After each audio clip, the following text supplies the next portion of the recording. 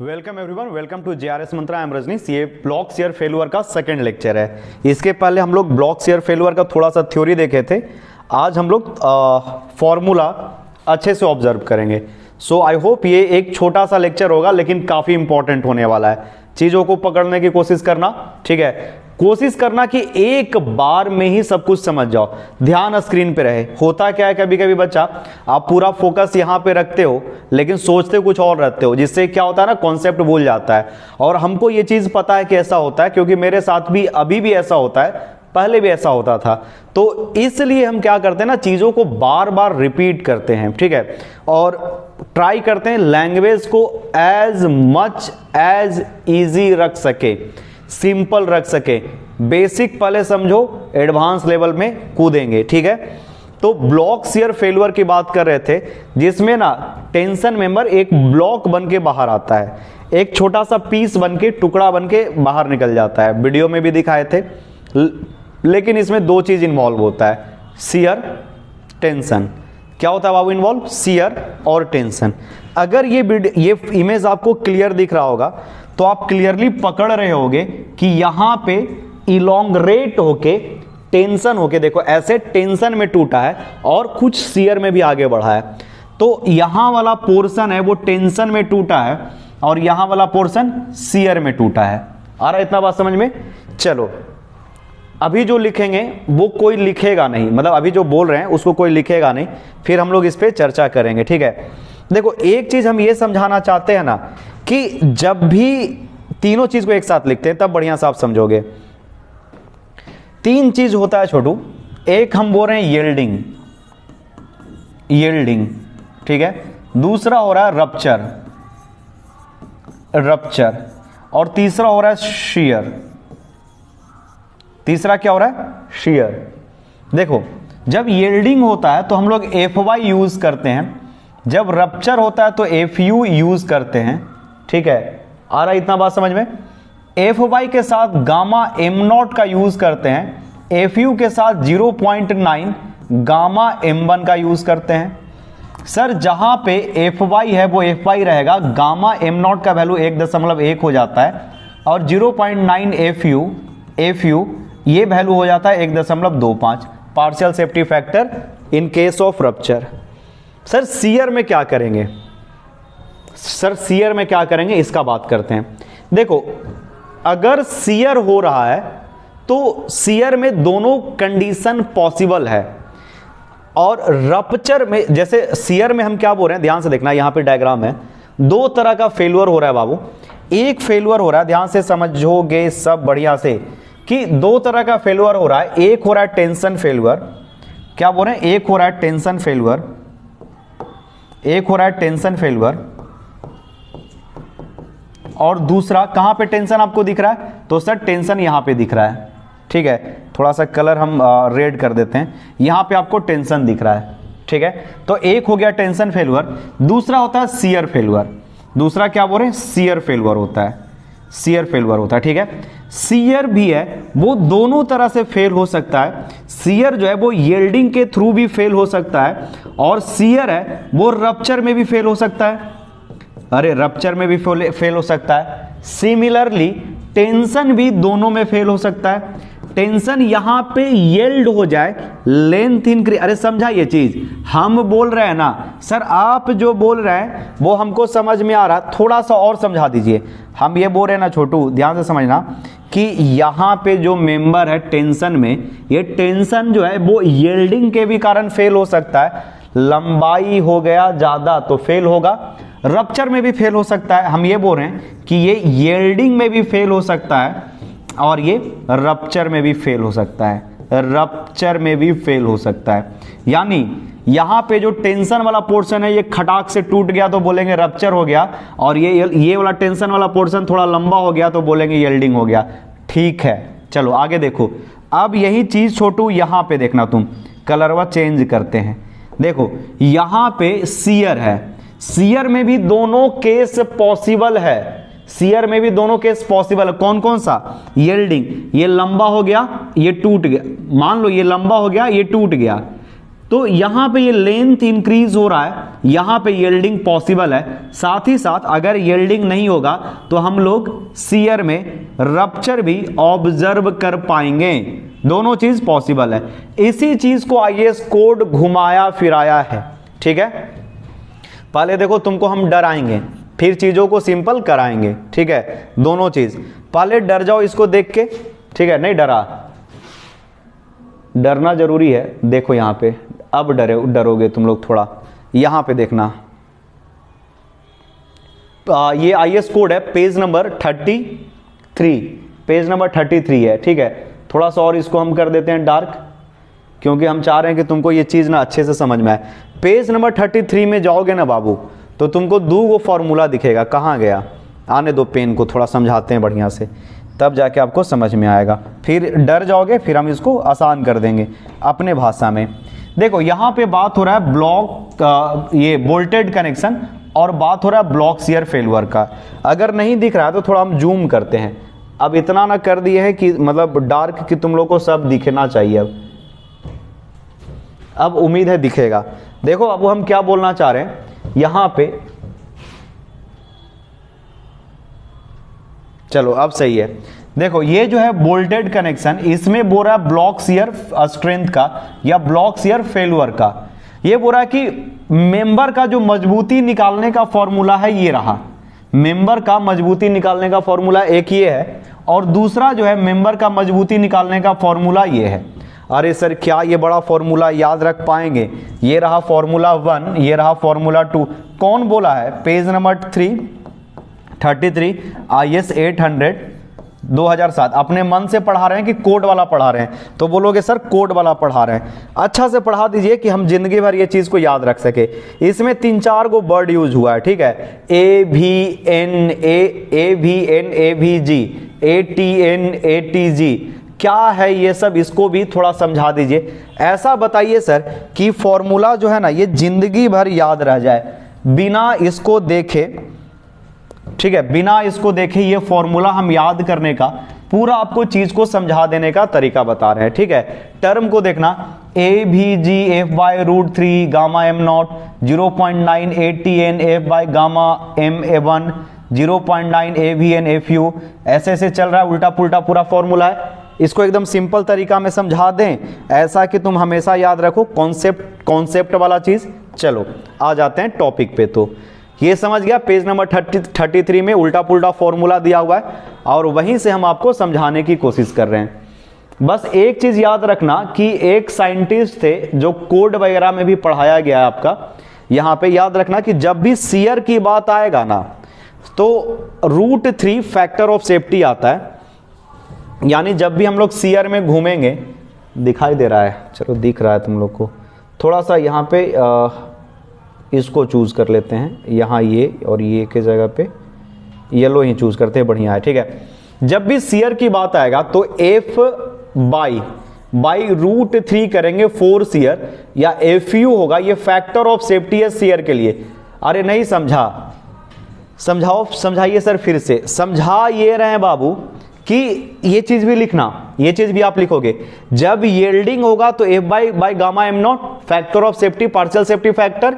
Rupture होगा तो 0.9 FU by gamma L partial safety factor. Shear का मतलब क्या हो गया सर? शियर जो है ना दोनों लेके चलेगा।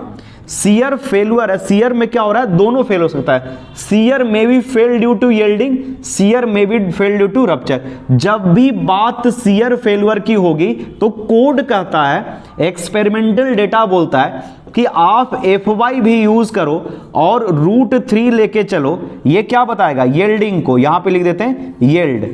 जब ये बात यील्ड का करेगा, शियर में यील्डिंग जब होता है तो शियर जो है वो फैक्टर ऑफ सेफ्टी √3 लेके चलता है। शियर में थोड़ा सा और हम लोग सेफ्टी की तरफ भागते हैं, मटेरियल को सेफ रखने की कोशिश करते हैं। Because steel is good in tension, steel is good in compression, but slightly less strength in shear. ठीक है, तो जब शियर में रप्चर होगा, शियर में रप्चर होगा। अरे शियर कहने का मतलब ऐसे जब टूटेगा ना, तो ये टूटने में यील्डिंग भी हो सकता है और ऐसे टूटने में रप्चर भी हो सकता है। कहां पे आप दिखाना चाह रहे हैं? अरे लड़का अभी ना तुम लोग को बताए कि ध्यान से देखना, यहाँ पे जब बाबू अच्छे से समझेगा, सब गधा घोड़ा बैल सब दम ध्यान देगा बोर्ड पे, सबका नजर स्क्रीन पे, ठीक है सर। यहाँ पे जब शियर होगा तो ये फेल दोनों तरीके से हो सकता है, ई वाला पोर्शन दोनों तरीके से फेल हो सकता है, यील्डिंग से भी और रप्चर से भी। जब हम लोग शियर की बात करेंगे तो दोनों तरीके से शियर वाला पार्ट फेल हो सकता है। जब यील्डिंग होगा तो F/√3, जब रप्चर होगा तो FU/√3 लेंगे, √3 रहेगा। और जब रप्चर होता है तो ऑल ऑफ सडन होता है, यील्डिंग होता है तो स्लोली धीरे धीरे बढ़ता है। तो रप्चर में हम लोग एक 0.9 लेके चलते हैं फैक्टर, रप्चर फैक्टर या अल्टीमेट स्ट्रेंथ फैक्टर बोलो, 0.9 लेके चलते हैं, कम कर देते हैं क्योंकि ऑल ऑफ सडन फेल्योर होता है। लिख लो इसको, जल्दी से नोट करो तो फिर आगे वाला फॉर्मूला हम बताते हैं। फॉर्मूला जो बुक में दिया हुआ है उसी फॉर्मूला को हम लेके चलेंगे। सीखेगा फॉर्मूला सब बढ़िया से, शिद्दत से सब सीखना, ठीक है। देखो अच्छे से समझना, एकदम इजी लैंग्वेज में बढ़िया से समझा रहे हैं। देखो पहला केस ये बनेगा, ध्यान से सुनेगा बच्चा सब, कि पहला केस ये बनेगा, केस वन बनेगा कि शियर में ना यील्डिंग हो जाए और टेंशन में ना रप्चर हो जाए। मतलब कहना क्या चाह रहे हैं सर, आप फिर से बताइए।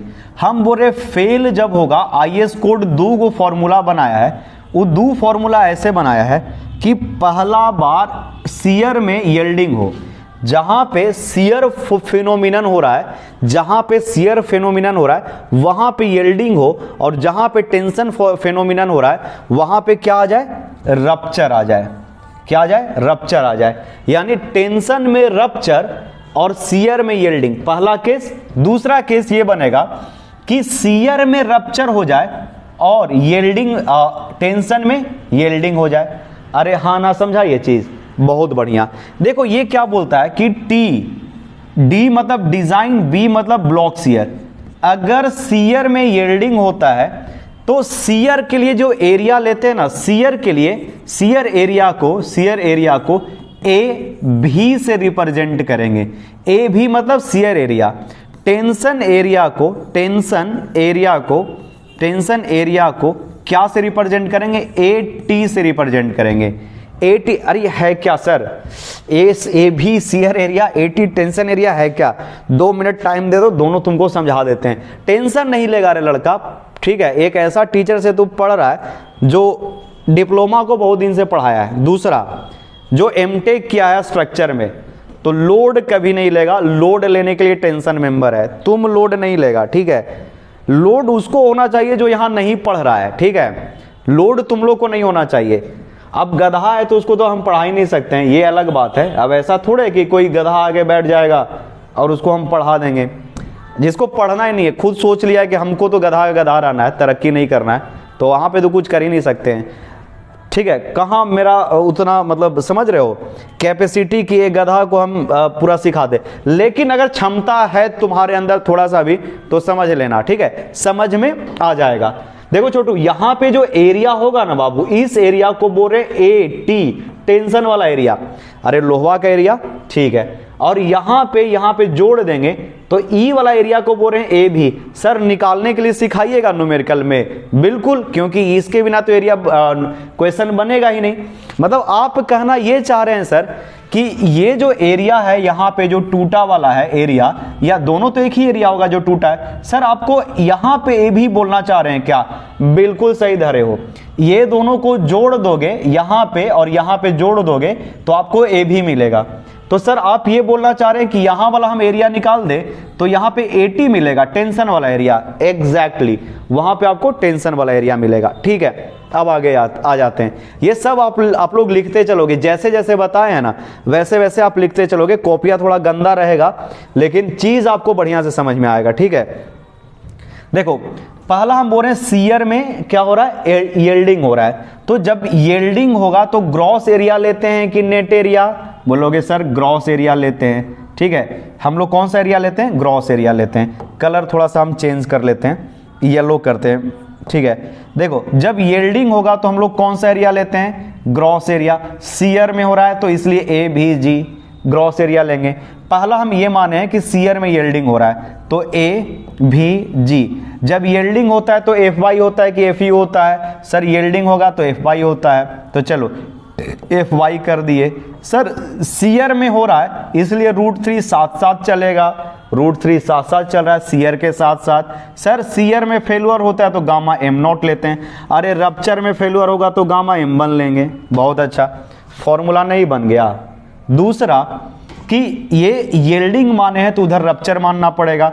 किस में रप्चर हो रहा है? टेंशन में। रप्चर किस में होता है? नेट एरिया में रप्चर होता है कि ग्रॉस एरिया में? सर नेट एरिया में रप्चर होता है तो नेट एरिया लेना पड़ेगा। सर रप्चर होगा तो FU लेंगे कि FY लेंगे? रप्चर होगा तो FU लेंगे। 0.9 भी लिखना पड़ेगा। हाँ सर 0.9 भी लिखना पड़ेगा, ठीक है। सर FU जब होगा, टेंशन हो रहा है, अरे √3 जो चल रहा था तो सीयर में चल रहा था, रप्चर में partial safety factor gamma M1 लेते हैं। हाँ सर रप्चर में FU साथ साथ चलता है, नेट एरिया साथ साथ चलेगा, टेंशन में नेट एरिया, और गामा M1 चलेगा साथ साथ, ठीक है। तो गामा M1 का वैल्यू होता है 1.25 और गामा M0 का वैल्यू होता है 1.1। सर ये तो पहला केस आ गया समझ में। केस 2 जल्दी से बता दीजिए तो एकदम धर लेंगे तुरंत, साथ साथ में बनाएगा। TDB का फॉर्मूला, इसमें मान लो रप्चर हो रहा है। सर रप्चर होगा तो ग्रॉस एरिया की नेट एरिया? तो सर नेट एरिया, तो सीयर में है नेट एरिया। रप्चर होगा, जब रप्चर होगा तो FY की FU, रप्चर होगा तो FU, तो जब भी FU होगा तो साथ साथ में 0.9 तो चलवे करेगा। सीयर है इसलिए √3 चलेगा, क्योंकि सीयर का स्ट्रेंथ हम लोग कोड ये सजेस्ट किया है। और जब रप्चर होता है तो गामा M1 लेके चलते हैं, नहीं हुआ सीयर में रप्चर, प्लस प्लस। अब जब टेंशन में यील्डिंग लेंगे तो यील्डिंग किस में होता है? नेट में कि ग्रॉस में? बोलोगे सर ग्रॉस में, तो ATG लेना पड़ेगा, तो यहां पे ATG ले लिए, ग्रॉस एरिया। सर जब ग्रॉस एरिया लिए हैं, यील्डिंग है, तो FY होगा, हाँ यील्डिंग होगा। यील्डिंग में फैक्टर ऑफ सेफ्टी M0 होता है। खत्म हो गया, ठीक है, बस इतना ही है। तो टेंशन में ग्रॉस एरिया यील्डिंग के टाइम में FY और गामा M0 कर देंगे। ये हो गया फॉर्मूला, ठीक है। साफ सुथरा करके यहां पे समझ गया, रफली वगैरह सब समझ गया होगा अच्छे से, ठीक है, ठीक है। तो ये चीज तो आपको समझ में आया होगा। अब इसको क्या करना है कि अगर इसको लिखना चाहो तो लिख सकते हो, अदरवाइज ये रहा कोड वाला जो फॉर्मूला था। यहां पे कहां गया कोड का फॉर्मूला? ये रहा, ठीक है। AVG FY ये सब फॉर्मूला था, यही 2 फॉर्मूला हम लिखे हैं। देखो यहां पे लिख दिए अच्छा से। ये याद रखना, ये वाला फॉर्मूला लिख लो। 2 गो कंडीशन है, फॉर्मूला 1 और फॉर्मूला 2, ठीक है। देखो बाबू यहां पे समझो, T का मतलब होता है टेंशन मेंबर, टेंशन मेंबर। यहां पे D का मतलब होता है डिजाइन स्ट्रेंथ,